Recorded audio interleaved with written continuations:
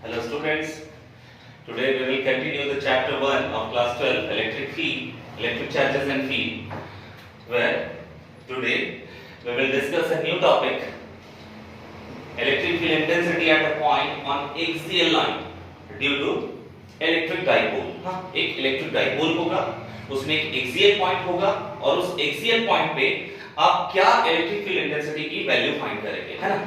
तो सबसे पहले हम एक्सियल पॉइंट समझ लेते हैं कि क्या है। हाँ, मान लेते हैं हमारे पास एक माइनस क्यू और एक प्लस क्यू का चार्ज, इसी को हम डाइपोल बोलते हैं। डाइपोल कहने का मतलब क्या है? Two equal and opposite charges separated by a very small distance, है ना? जब दो इक्वल और अपोजिट चार्जेस हों, हाँ, उनका मैग्नीट्यूड सेम होता है चार्ज का और वो दोनों डिस्टेंस सेपरेट हो बहुत स्मॉल डिस्टेंस से, है ना? जिसका डिस्टेंस हम 12 मानते हैं, जिसको डाइपोल लेंथ बोलते हैं, है ना? और इसी के एक्सिस में अगर कोई मैंने पॉइंट कंसीडर कर लिया तो इसी पी पॉइंट को मैं बोलूंगा एक्सियल पॉइंट। हाँ, इसी को क्या बोलूंगा? एक्सियल पॉइंट बोलूंगा। तो इसी एक्सियल पॉइंट पे मुझे इलेक्ट्रिक फील्ड इंटेंसिटी की वैल्यू चाहिए, ठीक है? तो रिजल्टेंट इलेक्ट्रिक फील्ड इंटेंसिटी हम फाइंड करेंगे, है ना? क्या होगा रिजल्टेंट इलेक्ट्रिक फील्ड इंटेंसिटी? चलिए देखते हैं। देखिए, मान लेते हैं ये हमारे पास दो पॉइंट चार्ज है जिसको हम इलेक्ट्रिक डाइपोल बोल रहे हैं। डाइपोल कहने का मतलब क्या है? एक अगर नेगेटिव चार्ज है तो दूसरा वाला क्या होगा? पॉजिटिव चार्ज होगा। तो इलेक्ट्रिक डाइपोल हो गया, पॉइंट मैंने माना है ए और बी, ठीक है? इन दोनों के बीच का डिस्टेंस क्या होता है? डाइपोल लेंथ, जिसको मैं 2l मानता हूं, है ना? Dipole length 2l। अगर ये इसका O, इसका सेंट्रल पॉइंट है, तो O तक के बीच का डिस्टेंस इसका क्या होगा? L, और दूसरे हाफ पोर्शन का डिस्टेंस भी क्या होगा? L, है ना? चलिए, अब मैं क्या मान रहा हूं? एक ऐसा पॉइंट, एक्सियल पॉइंट, अभी जस्ट मैंने बताया था कि एक्सियल पॉइंट क्या होता है? डाइपोल के एक्सिस पर ही एक ऐसा पॉइंट, हाँ, ठीक है? तो यहां ये पॉइंट एक्सियल पॉइंट हुआ P पॉइंट पर मैंने माना है, जिसको मैंने क्या बोला? एक यूनिट पॉजिटिव चार्ज बोला। इसको हम टेस्ट चार्ज भी कह सकते हैं, है ना? तो ये टेस्ट चार्ज मान लिया मैं P पर +1। अब इस पॉइंट पे मुझे इलेक्ट्रिक फील्ड इंटेंसिटी की वैल्यू चाहिए, है ना? तो पहले डिस्टेंस देख लेते हैं। डिस्टेंस क्या होगा? यहां से टोटल डिस्टेंस कितना होगा? डिस्टेंस टोटल मान लेते हैं एक सेंट्रल पॉइंट से, है ना? सेंट्रल पॉइंट से इस P पॉइंट का डिस्टेंस मैंने r मान लिया, ठीक है? तो टोटल डिस्टेंस कितना होगा? टोटल डिस्टेंस कितना हो जाएगा? r minus r plus l हो जाएगा, देखिएगा, है ना? टोटल डिस्टेंस ये वाली r और ये वाली l, टोटल यहां से यहां कितना होगा? r प्लस l, ये हो गया हमारा टोटल डिस्टेंस, है ना? और ये वाला b पॉइंट तक का चार्ज का डिस्टेंस कितना होगा? b पॉइंट तक के चार्ज का डिस्टेंस देखिए, ये तो हो गया हमारा r, और इसमें से अगर l माइनस कर दे तो सेंट्रल पॉइंट से डिस्टेंस निकल जाएगा, कितना होगा? r माइनस l, ये हमारा हो गया सेंट्रल पॉइंट से डिस्टेंस। अब देखिए, P पॉइंट पे मुझे इलेक्ट्रिक फील्ड इंटेंसिटी निकालनी है। देखिए, इलेक्ट्रिक फील्ड का डायरेक्शन बताने के लिए मैंने बोला था कि जो टेस्ट चार्ज का मूवमेंट का जो डायरेक्शन होगा वही डायरेक्शन इलेक्ट्रिक फील्ड का होता है ना? तो देखिए, यहां प्लस q चार्ज के लिए मैं डायरेक्शन देख रहा हूं, ठीक है? ये प्लस q और ये भी प्लस, तो प्लस प्लस क्या करेगा? टेस्ट चार्ज को रिपेल कर देगा, क्योंकि लाइट चार्जेस रिपेल करते हैं। तो प्लस और प्लस ये रिपल्सन हो गया, यानी टेस्ट चार्ज मूव करेगा इधर, तो इधर का मूवमेंट इलेक्ट्रिक फील्ड का डायरेक्शन होगा। लेकिन किस पॉइंट के लिए? बी पॉइंट के लिए, तो इसको मैं डिनोट कर रहा हूं ई बी से, ठीक है? अब देखिएगा, ए पॉइंट के लिए, ए पॉइंट पे माइनस क्यू जो चार्ज है उसके लिए इलेक्ट्रिक फील्ड क्या होगा, है ना? तो ए पॉइंट पे देखिए, यहां प्लस यहां माइनस, ये दोनों क्या करेंगे? ये टेस्ट चार्ज अट्रैक्ट होगा, तो अट्रैक्ट होने वाला जो टेस्ट चार्ज का मूवमेंट है that is direction of electric field. So ये हो गया इलेक्ट्रिक फील्ड, लेकिन किस पॉइंट के लिए? ए पॉइंट के लिए, इसलिए इंडिकेट कर रहा हूं मैं ई ए। तो ये हमारे पास दो इलेक्ट्रिक फील्ड निकल गए, EB और EA, दोनों अपोजिट डायरेक्शंस में। तो मुझे एक रिजल्टेंट इलेक्ट्रिक फील्ड चाहिए, है ना? रिजल्टेंट इलेक्ट्रिक फील्ड, तो दोनों को हम सॉल्व करेंगे। हाँ, कैसे सॉल्व करेंगे देखते हैं आगे। चलिए, come to the point. So electric field intensity, देखिए मैं क्या फाइंड कर रहा हूं? Electric field intensity. तो इलेक्ट्रिक फील्ड का आपने फार्मूला भी पहले पढ़ा है। इलेक्ट्रिक फील्ड कैसे फाइंड करते थे? 1/4 pi epsilon not charge by distance square, है ना? तो यहाँ देखिए चार्ज तो प्लस क्यू माइनस क्यू है, उसका मैग्नीट्यूड क्यू है, लेकिन डिस्टेंस तो बदल रहा है दोनों चार्ज के लिए। एक चार्ज के लिए इतना डिस्टेंस और दूसरे चार्ज के लिए इतना डिस्टेंस है ना, तो डिस्टेंस तो बदलेगा। चलिए, तो यहाँ पर फर्स्ट वाले के लिए इलेक्ट्रिक फील्ड इंटेंसिटी है ना at point P due to minus q charge. अगर माइनस क्यू चार्ज से देख रहे हैं तो माइनस क्यू चार्ज तक का डिस्टेंस कितना है, देखो AP और AP का डिस्टेंस R प्लस L है ना। तो मैं क्या कह रहा हूं, EA is equal to electric field at A equal to 1 upon 4 pi epsilon q by distance square, distance is AP, so this is AP का होल स्क्वायर। और इसका डायरेक्शन किधर है भाई, AP का देखो AP यानी इस माइनस q का क्या है डायरेक्शन इधर है, यानी A वाला डायरेक्शन इधर, यानी P to A, acting along PA, ये समझ में आया, एक्टिंग अलोंग PA, ठीक है।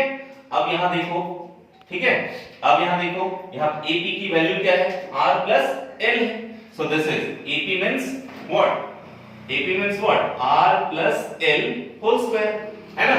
इक्वेशन 1 मान लिया मैंने इसको। अब देखिएगा इलेक्ट्रिक फील्ड इंटेंसिटी में निकाल रहा हूं फिर से P पॉइंट पर ही, लेकिन प्लस Q चार्ज की वजह से, है ना। तो प्लस Q चार्ज की वजह से देखो, तो प्लस Q चार्ज तक का डिस्टेंस कितना है P से, PB, और PB की वैल्यू कितनी है, R माइनस L, है ना। तो ये क्या हो जाएगा हमारे पास, PB का होल स्क्वायर और ये R माइनस L है इसका, तो होल स्क्वायर इक्वेशन 2 मैंने मान लिया। लेकिन डायरेक्शन किधर है इसका, एक्टिंग अलोंग, है ना। ये सेकंड वाला किधर है, B पॉइंट का इलेक्ट्रिक फील्ड इधर, यानी ऐसे जा रहा है, यानी A से लेके इधर जा रहा है, यानी OP से होते हुए जा रहा है। तो इसको मैं लिख दे रहा हूं OP या BP लिख दे रहा हूं, है ना, B से P की ओर जा रहा है, तो इसका डायरेक्शन किधर है भाई, BP, ये हो गया इसका डायरेक्शन, है ना। अब देखो मैं रिजल्टेंट इलेक्ट्रिक फील्ड फाइंड करना चाह रहा हूं, ठीक है, किस पॉइंट पर, P पॉइंट पर, लेकिन हमारा डाइपोल है, डाइपोल मींस दो चार्जेस हैं, तो मुझे रिजल्टेंट चाहिए। तो रिजल्टेंट कैसे निकालेंगे, तो रिजल्टेंट निकालने का बस एकमात्र तरीका है, देखो E एक्सियल, क्योंकि मैं एक्सियल लाइन पर इलेक्ट्रिक फील्ड निकाल रहा हूं, EB माइनस EA। अब तो माइंड में आ गया भाई EB माइनस EA क्यों लिखे, EA माइनस EB क्यों नहीं लिखे, रीजन ये है कि EB ग्रेटर है EA से। अब समझते हैं कि EB ग्रेटर कैसे हो गया, है ना, क्योंकि हम फॉर्मूला जानते हैं इलेक्ट्रिक फील्ड का कि electric field equal to 1 upon 4 pi epsilon naught q by r square, यानी इलेक्ट्रिक फील्ड और डिस्टेंस में इनवर्सली प्रोपोर्शनल है दोनों, और जब इनवर्सली प्रोपोर्शनल होते हैं तो यहां पर क्या हुआ कि अगर ये डिस्टेंस बढ़ाएं तो इलेक्ट्रिक फील्ड घटेगा, यानी अगर ये डिस्टेंस हम बढ़ा देते हैं तो इलेक्ट्रिक फील्ड क्या होगा, घट जाएगा, और अगर ये डिस्टेंस हम घटा देते हैं तो इलेक्ट्रिक फील्ड क्या होगा, बढ़ जाएगा, क्योंकि इनवर्सली प्रोपोर्शनल हो रहा है ना। तो मैं क्या कर रहा हूं, देख रहा हूं कि दोनों में कौन बड़ा है, तो देखो दोनों का डिस्टेंस देखो, R का डिस्टेंस देखो, यानी इस P पॉइंट के लिए देखो B पॉइंट के लिए डिस्टेंस कितना है, इतना छोटा है, डिस्टेंस कम, तो जब डिस्टेंस कम हो गया तो इलेक्ट्रिक फील्ड क्या होगा भाई, बढ़ जाएगा, है ना। लेकिन इस P पॉइंट से A तक का डिस्टेंस देखो ज्यादा है, तो जब डिस्टेंस यहां ज्यादा है तो डिस्टेंस ग्रेटर हो गया तो इलेक्ट्रिक फील्ड क्या हो जाएगा, कम हो जाएगा, इलेक्ट्रिक फील्ड क्या होगा, कम हो जाएगा, है ना।